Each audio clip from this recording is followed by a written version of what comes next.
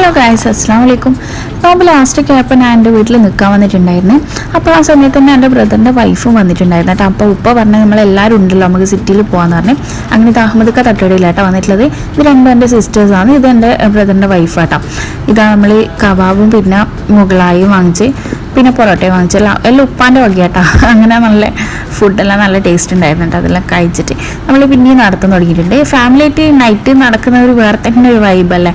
അങ്ങനെ ഇതാ നമ്മൾ നടന്നിട്ട് DSA സ്കൂളിൻ്റെ അടുത്താട്ടോ എത്തിയിട്ടുള്ളത്.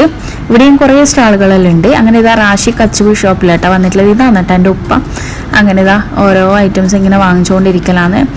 ഐബക്കിന് തണുപ്പ് പിടിക്കുന്നതുകൊണ്ട് ഞാനിങ്ങനെ ചിരണ്ടി വാങ്ങിച്ചിട്ടില്ല കേട്ടോ. ഞാൻ കഴിക്കുമ്പോൾ അവർ കഴിച്ചുകൊണ്ടിരിക്കും. ഇതാട്ടോ ബ്രദറിൻ്റെ വൈഫ്.